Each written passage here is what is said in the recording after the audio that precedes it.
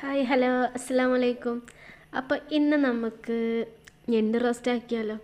വളരെ സിമ്പിളായിട്ട് ഒരുപാട് ഉള്ളിയും തക്കാളി ഒന്നിട്ട് വാട്ടാതെ വളരെ പെട്ടെന്ന് നമുക്ക് തയ്യാറാക്കിയെടുക്കാം കേട്ടോ.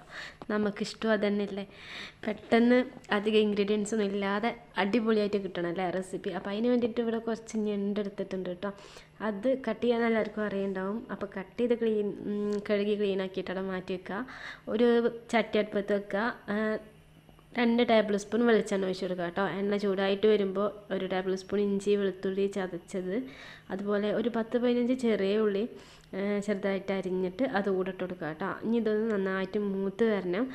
അതിൻ്റെ മുമ്പായിട്ട് കുറച്ച് കറിവേപ്പില കൂടെ ചേർത്ത് കൊടുക്കുക. എന്നിട്ട് ഒന്ന് നന്നായിട്ട് കളറൊക്കെ ഒന്ന് മാറുന്ന വരെ വെയിറ്റ് ചെയ്യുക കേട്ടോ. ഇതാ കളറ് മാറിക്കൊണ്ടിരിക്കുന്നുണ്ട്. അപ്പോൾ ഈ ടൈമിൽ നമുക്കൊരു 2 പച്ചമുളക് നടുവേ കീറിയത് ഇട്ട് കൊടുക്കുക.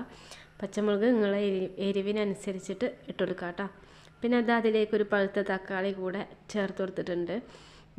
അപ്പോൾ അത്രയും മതി. ഇത് നന്നായിട്ടൊന്ന് വാടി വരുന്ന ടൈമിൽ ഒരു 1/2 ടീസ്പൂൺ മഞ്ഞൾപ്പൊടി, ഒരു 1.5 ടീസ്പൂൺ മുളക് പൊടി, 1 ടേബിൾ സ്പൂൺ മല്ലിപ്പൊടി, പിന്നെ 1 ടീസ്പൂൺ കുരുമുളക് പൊടി, ഇത്രയും ചേർത്ത് കൊടുത്തിട്ടുണ്ട്. ഇനി ഇതിൻ്റെ ഒരു പച്ചമണം മാറ്റുന്ന വരെ ഒന്ന് വാട്ടിയിട്ടെടുക്കുക.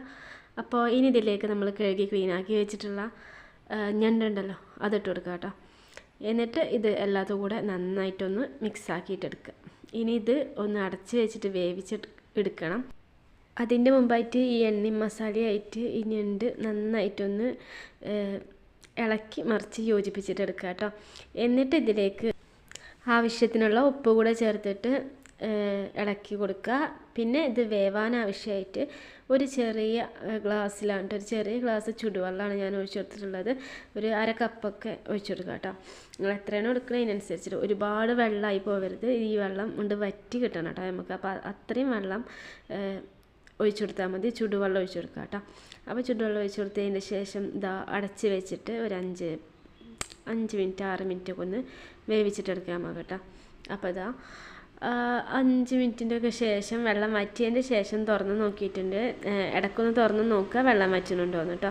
എന്നിട്ട് ഇതാ നന്നായിട്ട് ഇളക്കി മറിച്ച് യോജിപ്പിക്കുക. നമ്മൾ അടിപൊളി ഞണ്ട് റോസ്റ്റ് ഇവിടെ റെഡി ആയിട്ടുണ്ട് കേട്ടോ. അപ്പോൾ ഇത്രയേ ഉള്ളൂ. വളരെ സിമ്പിളായിട്ട് നമുക്ക് തയ്യാറാക്കി എടുക്കാൻ പറ്റും. അപ്പോൾ ചോറിൻ്റെ കൂടെയും ഒക്കെ നല്ല അടിപൊളിയായിരിക്കും കേട്ടോ. അപ്പോൾ ഞണ്ട് റോസ്റ്റ് ഇഷ്ടമുള്ളവരൊക്കെ കമൻറ്റ് ചെയ്യുക. എൻ്റെ വീഡിയോ നിങ്ങൾക്ക് ഇഷ്ടപ്പെട്ടിട്ടുണ്ടെങ്കിൽ ലൈക്ക് ചെയ്യാനും കമൻറ്റ് ചെയ്യാനും സപ്പോർട്ട് ചെയ്യാനും മറക്കല്ലേ. ഇൻഷാ അല്ലാഹ് പുതിയൊരു വീഡിയോ ആയിട്ട് വീണ്ടും കാണാം. Thank you.